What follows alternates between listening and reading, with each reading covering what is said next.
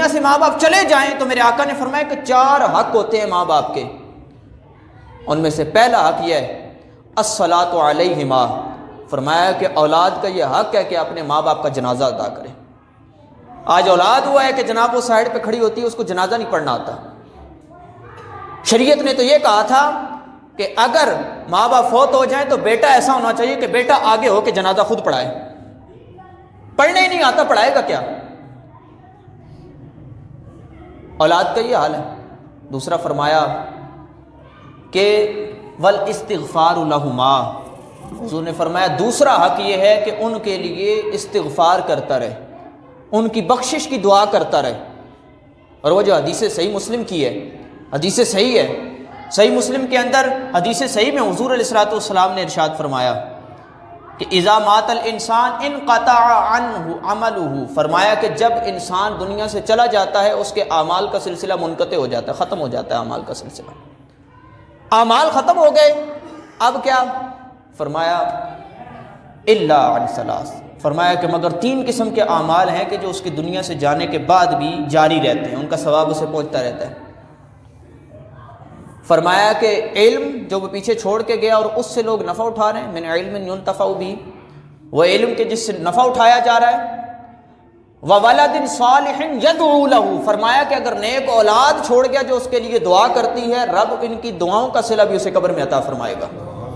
دوسرا، اور فرمایا وصدقۃ جاریۃ، فرمایا کہ صدقہ جاریہ، کہ دنیا میں اگر کوئی ایسا صدقہ کر گیا کہ جو آگے چلتا جا رہا ہے، اس نے مسجد بنوا دی، اس نے کوئی عمارت جو ہے وہ لوگوں کے لیے بنوا دی، ادھر مسافر خانہ ہوگا، ادھر جو ہے نا وہ غریب آ کے رہا کریں گے، ادھر جناب وہ یتیم خانہ بنوا دیا، کوئی ایسی چیز بنوا دی کہ بعد میں بھی اس کے جانے کے بعد بھی وہ سلسلہ چلتا رہا ثواب والا، تو کہا کہ اس کو قبر میں بھی اس کا ثواب ملتا رہے گا۔ تو یہ تو فرمایا کہ دوسرا حق یہ ہے والاستغفار لہما، ان کے لیے استغفار کرتا رہے، بخشش کی دعائیں کرتا رہے۔ تو یہ دوسرا حق بیان فرمایا۔ تیسرا حضور نے فرمایا وَإِنْفَاذُ عَهْدِهِمَا مِنْ بَعْدِهِمَا، فرمایا کہ جب وہ دنیا سے چلے جائیں تو اگر کوئی عہد کر کے گئے تھے، اگر کوئی انہوں نے عہد و پیما کیا تھا، وعدہ کسی سے کیا ہوا تھا، کہا اولاد کا یہ حق بنتا ہے کہ اس کے وعدے کو پورا کرے۔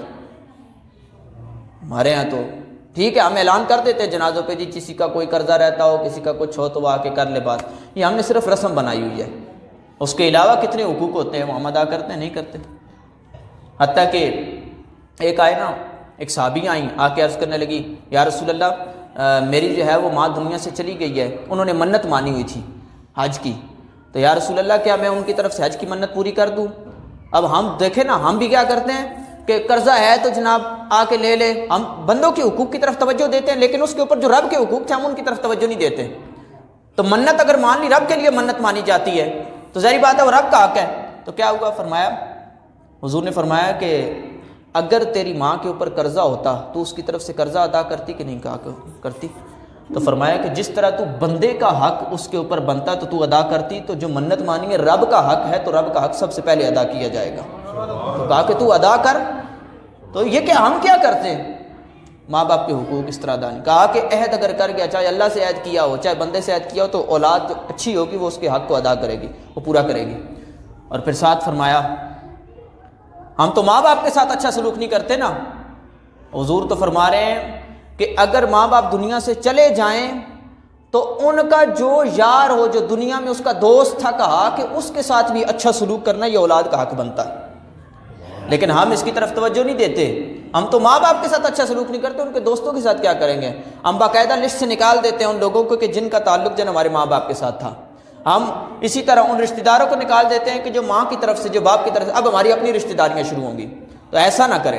حضور نے فرمایا کہ جو اچھی اولاد ہوگی، جو ماں باپ کا حق ادا کرنے والی کو، اس کا حق یہ ہے کہ وہ اپنے ماں باپ کے لیے دعا بھی کرے گی، جنازہ بھی پڑھے گی، وہ صلہ رحمی بھی کرے گی، جو اس کے رشتہ دار ہوں گے یا دوست احباب ہوں گے ان کے ساتھ اچھا سلوک، استغفار بھی کرے گی۔